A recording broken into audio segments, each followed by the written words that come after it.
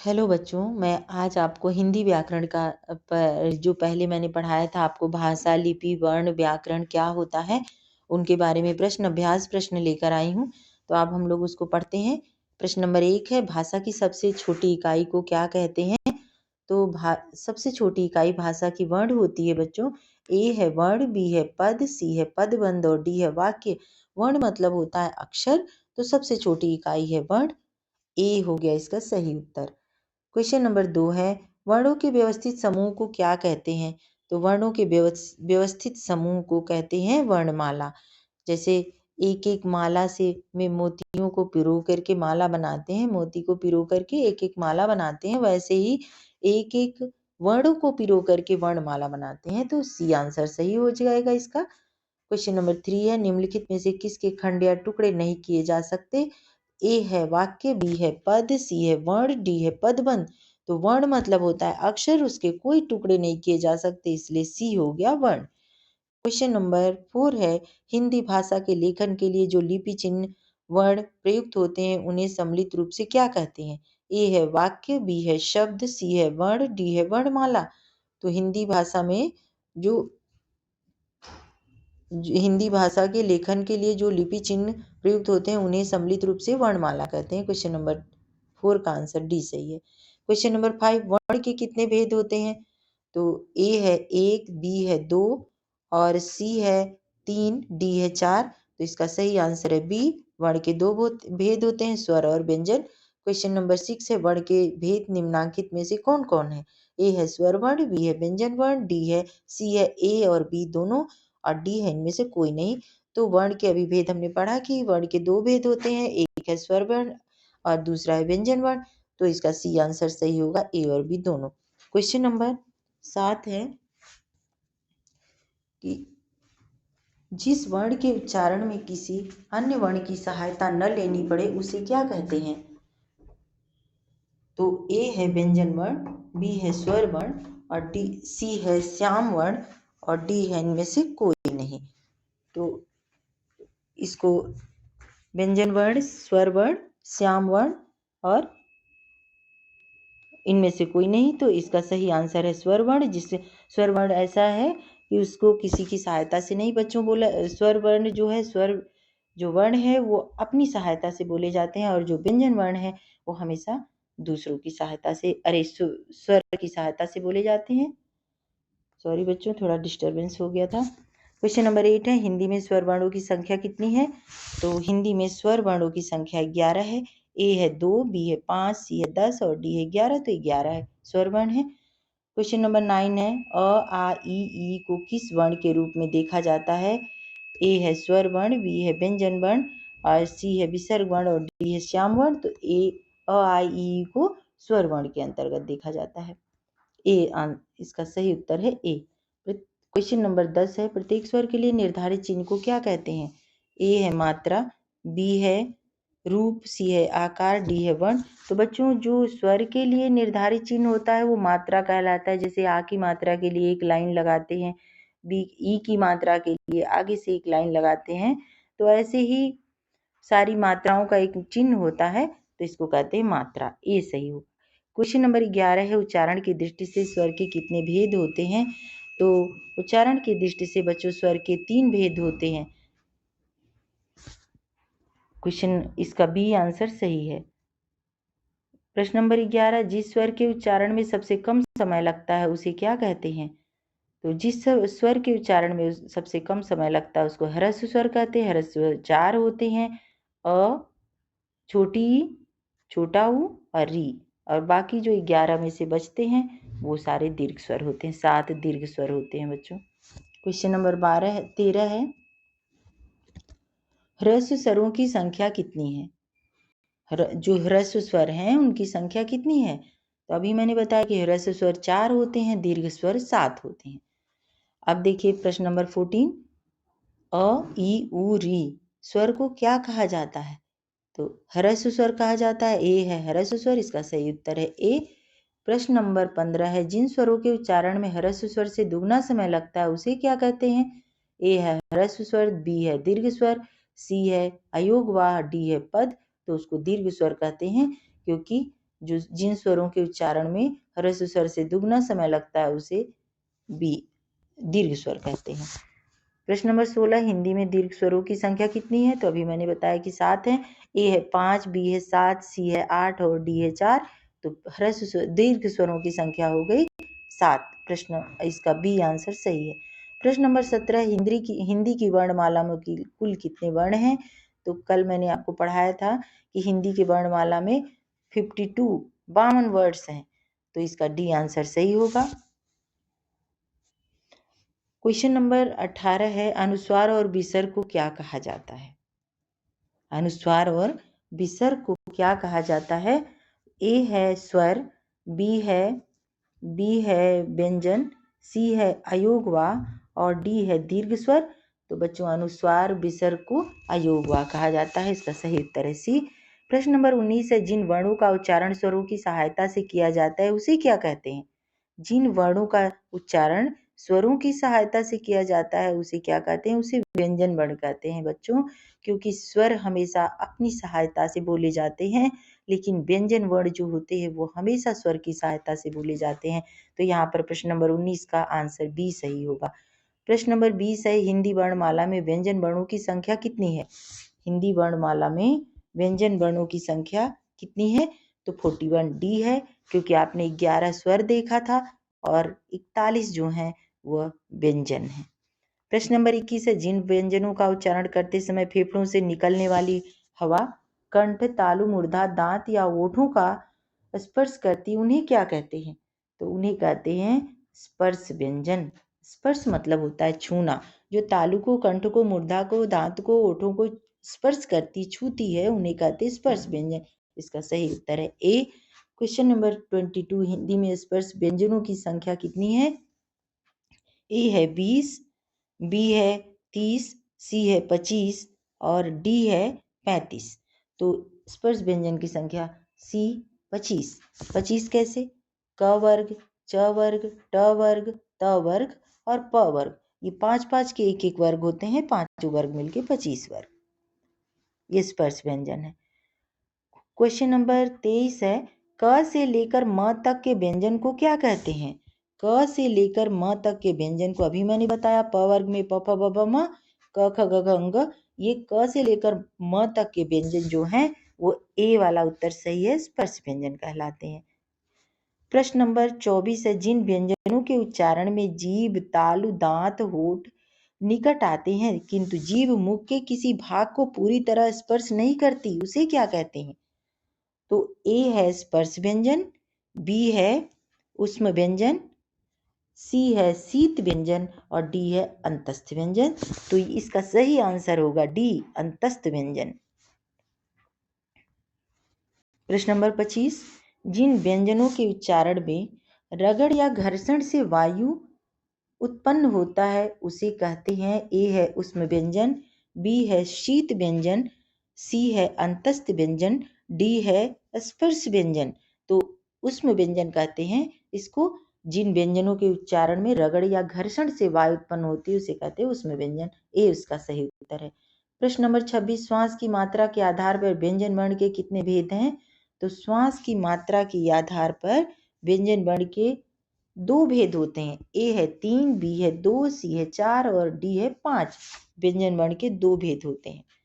प्रश्न नंबर 27, श्वास की मात्रा के आधार पर व्यंजन वर्ण कौन कौन से हैं? ए है अल्प प्राण, बी है महाप्राण। इसका सही उत्तर है सी, ए और बी दोनों अल्प प्राण और महाप्राण। प्रश्न नंबर 28, जिन वर्णों के उच्चारण में मुख से कम हवा निकलती है उसे क्या कहते हैं? जिन वर्णों के उच्चारण में मुख से कम हवा निकलती है उसे कहते हैं अल्प प्राण। ए है महाप्राण, बी है गुरु प्राण, सी है अल्प प्राण, डी है लघु प्राण, तो उसको कहते हैं सी अल्प प्राण। क्वेश्चन नंबर 29 है, जिन वर्णों के उच्चारण में मुख से अधिक हवा निकलती है उसे क्या कहते हैं? तो ए है महाप्राण, बी है अल्प प्राण, सी है अधिक प्राण, डी है गुरु प्राण, तो उसको कहते हैं महाप्राण। जिन वर्णों के उच्चारण में मुख से अधिक हवा निकलती है उसे कहते हैं महाप्राण और कम हवा निकलती है तो अल्प प्राण। क्वेश्चन नंबर 30 है, स्वर तंत्री में श्वास के कंपन के आधार पर वर्ण के प्रकार हैं। जो स्वर तंत्री है उसमें श्वास के कंपन के आधार पर कितने वर्ण हैं, वर्ण के कितने प्रकार, ए है 3, बी है 2, सी है 4 और डी है 5। तो यहाँ पर बच्चों इसका सही उत्तर होगा बी 2। अब प्रश्न नंबर 31 है, उच्चारण के समय स्वर तंत्री में जब कंपन अधिक होता है तब कौन सी ध्वनि निकलती है। ए है सघोष ध्वनि, बी है अघोष ध्वनि, सी है अल्प ध्वनि, डी है महाध्वनि। तो बच्चों सघोष ध्वनि ए इसका सही उत्तर है। प्रश्न नंबर 32, उच्चारण के समय जब स्वर तंत्री में कंपन नहीं होता है तो कौन सी ध्वनि कहलाती है। स्वर तंत्री में जब कंपन नहीं होता है तो कौन सी ध्वनि कहलाती है। ए है सघोष ध्वनि, बी है ए है अघोष ध्वनि, बी है सघोष ध्वनि, सी है बोझ ध्वनि और डी है महाध्वनि। तो ए बच्चों सही आंसर है अघोष ध्वनि। 33 प्रश्न नंबर, शब्द की बनावट को समझने के लिए शब्द के वर्णों को अलग अलग करके दिखाने को क्या कहते हैं। ए है वर्ण विच्छेद, बी है वर्ण विचार, सी है वर्ण प्रक्रिया और डी है वर्ण व्यवहार। तो यहाँ पर इसका सही उत्तर है वर्ण विच्छेद। प्रश्न नंबर 34 है, वर्णमाला कहते हैं, वर्णमाला किसे कहते हैं। ए है शब्द समूह को, बी है वर्णों के संकलन को, सी है शब्द गणना को और डी है वर्णों के व्यवस्थित समूह को। तो आप देखिए कि इसका सही आंसर है डी, वर्णों के व्यवस्थित समूह को वर्णमाला कहते हैं। प्रश्न नंबर 35, निम्न में से अल्प प्राण वर्ण कौन से हैं। ए है अ आ, बी है क ख क ग, सी है थ ध और डी है फ और भ। तो यहाँ पर इसका सही उत्तर है बी क और ग। अब चलते हैं प्रश्न नंबर 36 पर, खेल शब्द का वर्ण विच्छेद होगा। खेल शब्द का वर्ण विच्छेद क्या होगा। अब बच्चों जब भी हम वर्ण विच्छेद करते हैं तो उसमें से स्वर को अलग कर देते हैं और जो व्यंजन होता है उसके नीचे हलंत को लगाते हैं। तो चलिए देखते हैं, ए है ख हलंत प्लस ए, ल हलंत प्लस अ। तो बी है ख हलंत, ख प्लस ए प्लस ल प्लस अ, सी है ख प्लस ए प्लस ल प्लस अ, डी है ख हलंत ए ल प्लस। सभी में किसी में हलंत है किसी में नहीं है, लेकिन ए आंसर सही है क्योंकि ए में जो ख है, ख के नीचे हलंत है, व्यंजन आधा है, स्वर ए है, ख में ए मिलके खे प्लस ल और ल के नीचे व्यंजन जो है ल है वो आधा है प्लस अ मिलके खेल हो गया। तो ये इसका ए आंसर सही है। प्रश्न नंबर 37 है, निम्नलिखित में से त वर्ग व्यंजन बताएं। त वर्ग में त थ द ध न, तो ए आंसर इसका सही उत्तर होगा त वर्ग व्यंजन।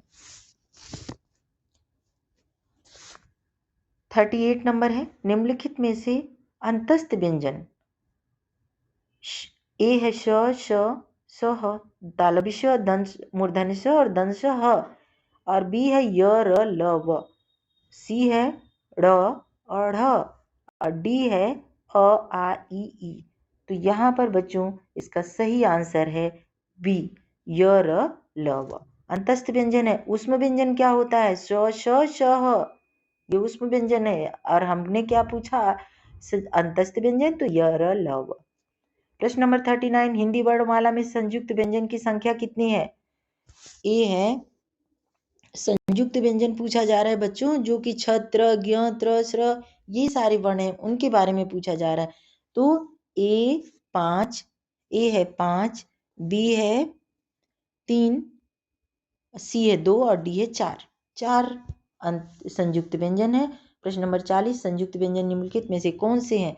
छ त्र ज्ञ स्र ये संयुक्त व्यंजन है बच्चों। कैसे, इसको अलग करेंगे, इसमें व्यंजन जुड़े हुए हैं और इसमें स्वर भी जुड़े हुए हैं। छ को बनाने के लिए क में मूर्धन्य स, क हलंत प्लस मूर्धन्य स, त्र को बनाने के लिए त हलंत प्लस र, ज्ञ को बनाने के लिए ज प्लस य, ज में हलंत प्लस य, स्र को बनाने के लिए श, तालव्य श हलंत प्लस र। ये हो गया संयुक्त व्यंजन ए। 40 का ए उत्तर सही है। प्रश्न नंबर 41 है, प्रत्येक वर्ग का पहला, तीसरा और पांचवा व्यंजन जिसके उच्चारण में मुख से हवा कम मात्रा में निकलती है उसे क्या कहते हैं। तो उसे कहते हैं बच्चों अल्प प्राण। ए है सही उत्तर अल्प प्राण। प्रश्न नंबर 42 है, प्रत्येक वर्ग का दूसरा और चौथा व्यंजन जिसके उच्चारण में उच्चारण में मुख से हवा अधिक मात्रा में निकलती है, उसे क्या कहते हैं? तो उसे कहते हैं महाप्राण। ए है अल्प प्राण, बी है लघु प्राण, सी है महाप्राण, डी है अधिक प्राण। तो यहाँ पर सही उत्तर होगा सी, महाप्राण। 43 प्रश्न है, निम्नलिखित में से अल्प प्राण वर्ण कौन कौन से हैं? अल्प प्राण वर्ण कौन कौन से हैं? ए है च ज, बी है छ ज, छ झ, सी है ठ ड़ और डी है फ भ। अल्प प्राण वर्ण बच्चों हैं पहला और तीसरा, ये तो च और ज है। ए उत्तर सही होगा। प्रश्न नंबर 44, निम्नलिखित में से महाप्राण वर्ण कौन कौन से हैं? ए है ख घ, बी है क ग, सी है त द और डी है य र। तो इसका सही उत्तर है ए, ख और घ। महाप्राण दूसरा और चौथा व्यंजन। क्वेश्चन नंबर 45, हिंदी वर्णमाला में अयोगवाह वर्ण कौन कौन से हैं? ए है अ आ, बी है ई, सी है ए ऐ और डी है अंग अह। तो यहाँ पर सही उत्तर होगा डी, अंग अह। अयोगवाह जो है अनुनासिक, अनुस्वार, विसर्ग इनको कहते हैं। तो यहाँ पर अनुस्वार और विसर्ग है, तो ये अयोगवाह है, डी। प्रश्न नंबर 46 है, निम्नलिखित में से कौन सा स्वर नहीं है? स्वर, व्यंजन और स्वर में अंतर होता है बच्चों। यहाँ पे देखते हैं, ए है अ, बी है ए, सी है ट, डी है उ। तो यहाँ पर एक ही व्यंजन स्वर नहीं है, सी, ट स्वर है और व्यंजन है ये, सी। प्रश्न नंबर 47, निम्नलिखित में से कौन व्यंजन नहीं है? अब व्यंजन की बात आती है, कौन सा व्यंजन नहीं है? तो ए है च, बी है भ, सी है झ और डी है ई स्वर है बच्चों, बाकी सारे व्यंजन है। तो यहाँ पर सही उत्तर हो जाएगा डी। तो और थोड़े से प्रश्न है, एक दो। तो अब देखिए यहाँ पर जोड़ना है, तो कैसे होगा? प हलंत है, प के नीचे हलंत है, मतलब अक्षर आधा है। प प्लस आ मिलकर पा और प्लस प के नीचे हलंत है प्लस अ, प के नीचे हलंत प्लस अ मिलके प, पाप, पा प्लस प बराबर पाप हो जाता है। से कौन सा शब्द बनेगा? तो ए है पाप, बी है पापा, सी है पप्पा, डी है पप्पू। तो इसका सही आंसर है ए। अब देखते हैं 49, गुरु का वर्ण विच्छेद होगा। गुरु का वर्ण विच्छेद क्या होगा बच्चों? देखिए ए है ग प्लस उ, तो सबसे पहले ग प्लस उ होता, गु होता तो उसमें ग में हलंत होना चाहिए, क्योंकि इसमें व्यंजन आधा और स्वर मिला हुआ है। तो ये ए वाला नहीं है, बी वाला देखते हैं।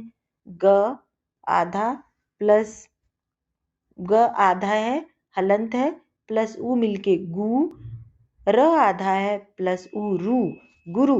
बी आंसर इसका सही उत्तर है गुरु, बी। प्रश्न नंबर 50 और अंतिम प्रश्न है, किताब का सही वर्ण विच्छेद बताएं। अब देखिए वही चीज हिसाब किताब है, ए है क आधा प्लस ई मिलके छोटी, क में छोटी की मात्रा की, त आधा प्लस आ मिलके ता प्लस ब आधा प्लस अ किताब।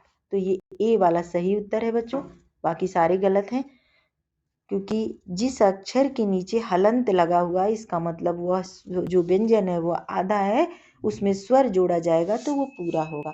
थैंक यू सो मच बच्चों, इसको जरूर पढ़िएगा ध्यान से, क्योंकि सरकार ने बच्चों के लिए ये प्रवीणता जो दर्पण की बुक प्रकाशित किया है, इसलिए कि बच्चे इसे पढ़ें और उनको 9th और से लेकर 12th तक में स्कॉलरशिप भी मिल सकती है। जो बच्चे एग्जाम देंगे पास हो जाएंगे।